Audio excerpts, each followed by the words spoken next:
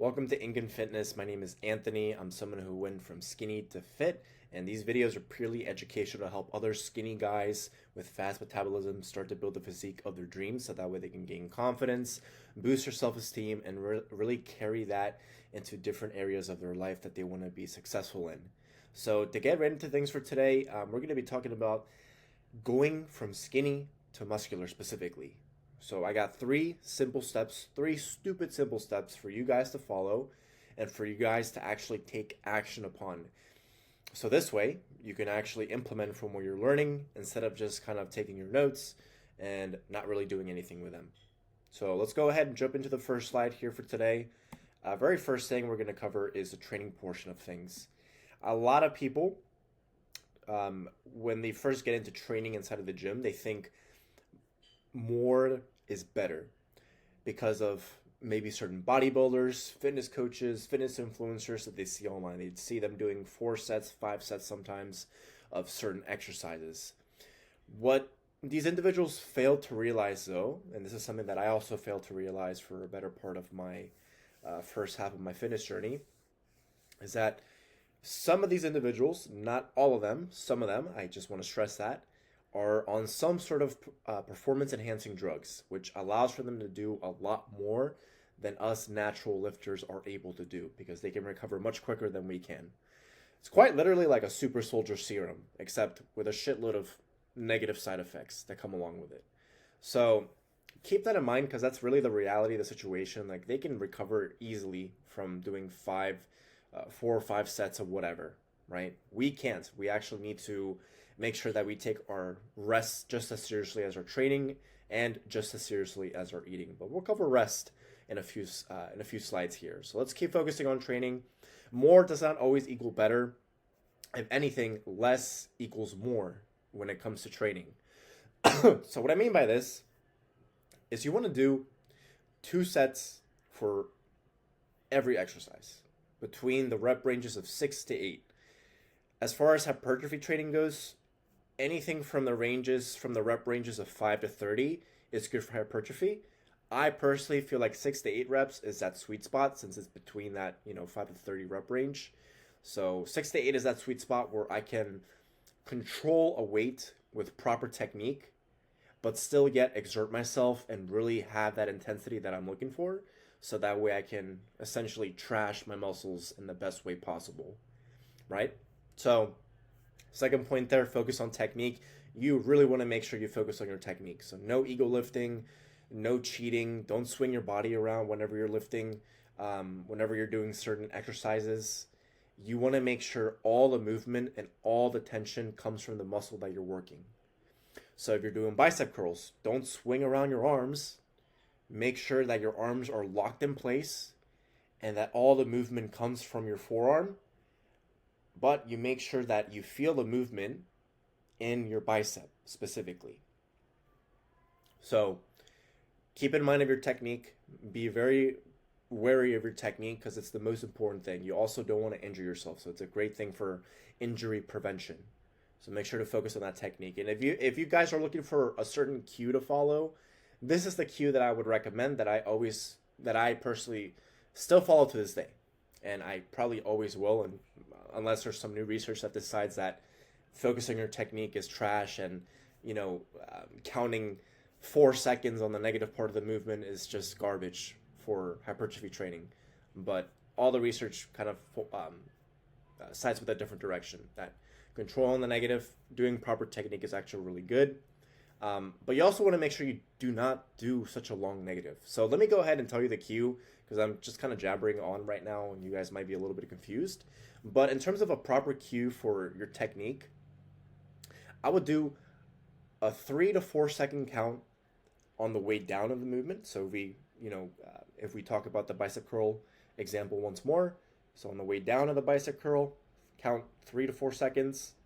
And then at the bottom of the stretch portion of the movement, so all the way at the bottom, once you're fully stretched out, count 1 to 2 seconds, have a nice short 1 to 2 second count, and then explode on the way up, and then carry that movement all the way through. Don't stop at the way up.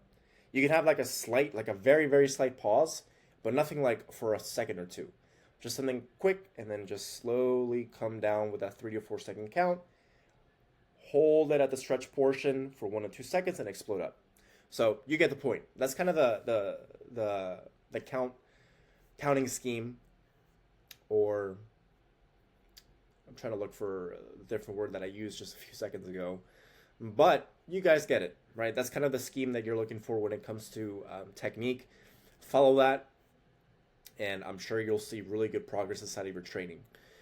Rest times of 3 minutes for isolation exercises. So isolation exercises such as bicep curls, tricep push downs, lateral raises. So anything that focuses on a single muscle. While compound exercises, you want to have a rest time of 5 minutes, because those are more, basically compound exercises are just exercises that involve more than one muscle group. So it tends to be pretty exhausting. So squats, deadlifts, bench press, all that different kind of fun stuff. You want to rest for 5 minutes, catch your breath. You want to make sure you have an intensity-based training, so you want to exert yourself. So don't just think about the gym as a way for you to just go in, do your workout, which is half-assed. 9 out of the 10 times that you train throughout your training sessions throughout the week, and then go out of the gym. No, you actually want to train with a purpose. So if you're not used to exerting yourself at all whatsoever, take one of your sets to failure. And then a few weeks down the road, take both of your sets to failure for each exercise. See how it feels, but at least do something, or at least exert yourself to the point of where you're not used to being exerted towards, right? So as I mentioned, take at least one of your sets till failure if you're not used to doing any of your sets till failure, and then do both of your sets till failure a few weeks down the road once your body adjusts and acclimates to the amount of intensity that you're putting into your training sessions. Because if you're just kind of swinging around the weights, not really training with some sort of purpose in mind, you're not really going to get the most out of your training, and you're not really going to get the most gains that you can out of your fitness journey. So you don't want to half-ass it. You actually want to make sure you're training hard, you're getting outside of your comfort zone. Don't just stop when it starts to burn. Go for 2 to 3 more reps as soon as it starts to burn. Focus on your technique. Make sure to have that counting scheme in mind, the 3 to 4 second negative with a 1 to 2 second slight pause at the bottom, and then explode back up. So that's going to really help you guys out as far as your training goes. Train each muscle group twice per week. There's plenty of training splits out there that allows for you to do so, whether it be you're training twice per week, 3 times per week, or even 4 times per week. So don't think you need to train 6 times per week just to train each muscle group twice per week, because that's not at all the case. You do not need to do that. You can get an effective workout in just by training twice per week. You can get an effective workout in just by training 3 times per week, and the same thing goes for 4 times per week. And make sure to stick to one training program for the next 6 months, because you don't want to be hopping around from training program to training program. That's really going to cost you a lot of gains too, because the most important thing is that you want to make sure you measure your progress inside of each exercise. Are you getting stronger? Are you progressively overloading? Are you able to do 1 rep more than you did last week? All those important metrics that you need to make sure that you know you're progressing inside of the gym. Which leads to my last point that I did not mention inside this specific slide because I just forgot to. Progressive overload. It's very, very important for hypertrophy training. Basically what it is an increase of weight, an increase of reps, or an increase of sets within a given exercise. Because you did the prior weight, or the prior reps, or the prior sets with really good technique, with really good form, and so it justifies you for you to increase one of those 3 variables for the next week's workout for that given exercise. The most common way to progressively overload that I'm sure you guys have seen, though, is just by increasing the weight. So for example, if you're doing 20 pounds for bicep curls 1 week, and you do that for 2 sets by 8 reps with perfect technique, the intensity is there, and you take it to failure. Next week, you bump up the weight by 5 pounds, so you do 25 pounds for bicep curls on bicep curls, and you just repeat the process, right? You do it 2 sets and try to reach that top rep range of 8 reps. And once you complete that with perfect technique, perfect form, all that kind of good stuff, then you can go ahead and increase it by 5 more pounds, and you get the point. You repeat the cycle essentially. So make sure to implement progressive overload. It's a very, very effective way for you to gain muscle, gain strength, and it's very vital for hypertrophy training as well. So that covers the training portion side of things. Let's move on to the eating side of things. So this way you guys are aware of how you must eat So this way you can see really good results inside of the gym. Um, Training is about 20% of the muscle gain. Eating is the rest, so 80%. So if you're training super hard, but you're not eating in a surplus, it's kind of like, what are you doing? Because you're really shooting yourself in the foot right there. You have one out of the three things that are needed to be successful in gaining weight, gaining muscle. You have one out of the three things knocked down and solidified, but if you can't get the eating part down, then it's kind of like it's a big no-no essentially, because you need the calories, you need your macros, you need the protein specifically as well to make sure that your body repairs and recovers itself for the next workout ahead.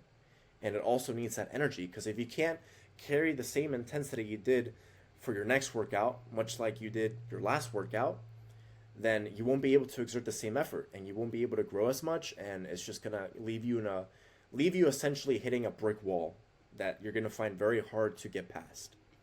So you must eat in a caloric surplus given what I just said. So this way you can actually gain muscle and gain weight as well. One thing I will say is you want to avoid dirty bulking.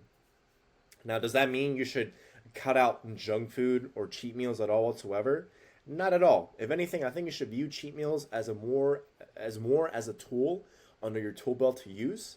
So this way you can help yourself out in getting a little bit more extra calories in, especially on those days where you feel like you can't really eat your day-to-day meals that you have set out for yourself, whether it be meal prepped or you're just cooking them in the moment right there.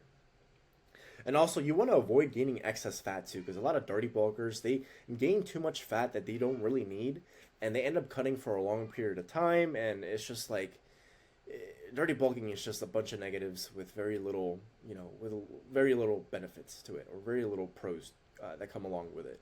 So what you want to be doing is just eating in a very slight caloric surplus of 300 to 500 calories above your maintenance. The way you find your maintenance is just simply go to Google, look up macro calculator, and it's probably the first link once you search it up. You click it, input your information. It should ask you your height, your weight, your activity level, your age as well. Input all that fun stuff, and it should pop out your maintenance calories. And you just want to add 300 to 500 to that. And keep in mind, that end number that you get after you get your maintenance calories and after you add 300 to 500 is an estimate of what your surplus calories are. It's not solidified. It's not the accurate reading of what it could be. It's just an estimation. And that's where you want to take the first 2 weeks seriously of weighing yourself. So this way you can see if you are gaining weight, are you losing weight, or are you at the same weight that you started off with. So that way you can adjust as you need. So you wanna make sure you eat in a slight surplus. You want to make sure you aim to eat 1 gram of protein per body weight. So if you weigh 155 pounds, then you'd have to eat 155 pounds worth of protein. Use MyFitnessPal to track your calories and macros. It's a fantastic app that I've always used. I don't track my macros or calories religiously right now, just because it gets to a point where as soon as you do it for a while, where you track stuff, where you measure out your food, you get used to kind of seeing how much of what is in what. So once you get to that point, you probably won't need to use MyFitnessPal anymore. But since you are a beginner, or since you are maybe a little bit new to this, maybe you have a few months under your belt, or maybe just a year to 2 years under your belt, definitely still stay consistent with the app, just so that way you really get used to and get a feel for kind of what is what in terms of the food, right? What's specifically what's in what, how much of what is in what. That's what I'm trying to say there. Incorporate cheat meals if needed. Already discussed that, right? Make sure to view it as a tool. Incorporate liquid calories if needed. So protein shakes, if you have the budget for protein powders, definitely invest into a good protein powder that's good quality stuff. So this way you can look up some recipes to make for protein shakes, because some of those protein shakes, they go up towards 1,000 calories with 70 plus grams of protein, which is really good for us skinny guys, because we need the extra calories, and also the protein never hurts as well whatsoever. Once your weight plateaus, increase your calories by 300 to 500 more, and just repeat this process. So this is going back to being in a slight surplus. It's going to get to a certain point where even being in that slight surplus you're going to plateau at some point. You're going to probably gain a little bit of weight, but you're going to plateau again. And so at that point, you just add an additional 300 to 500 calories more to what you've already been eating, and your weight should start to pick up again until you plateau, and then you repeat the process. So that covers the eating part of things, and the rest of recovery, it's pretty short and sweet, to the point here. But you need to make sure you sleep 7 hours per night. Sleeping is literally, if there was anything that I would consider a performance enhancing drug for naturals, or really for anyone, it would be sleep. Because sleep is the best thing you can do for your body, for yourself, especially if you are an athlete, if you are training, if you are trying to go from skinny to fit. So definitely make sure to get 7 hours plus worth of sleep per night. Your body needs it to recover itself, to grow, and most importantly, to recharge its batteries. So this way, as I mentioned before in the first slide, so this way you can exert yourself as much as you did your first workout onto the next workout. So little to no sleep equals no gains. It also equals little to no energy, so you can't exert yourself in your workouts, and you'll really see little to no gains as well if you have no energy to, push yourself a little bit past failure. I would recommend trying sleeping supplements such as melatonin if you do struggle with sleep. If you guys do suffer from a really serious medical condition or health issues where you really just can't sleep all that well, then I would suggest just seeking out help from a medical professional, so this way they can, see what would be the best course of action for you. That covers it for the video today, though, guys. Please make sure to like, comment, subscribe. If you are someone who's looking for a more personalized approach to everything that I just discussed here today with you in the slideshow, then please feel free to click on the link down below in the description, where you're going to see my calendar link for one-to-one coaching. So let's see if we can help you out. If not, no worries at all. I'll at least set you up with the game plan and, point you in the right direction. But until the next video, you guys, take care. Much love to you all, and peace.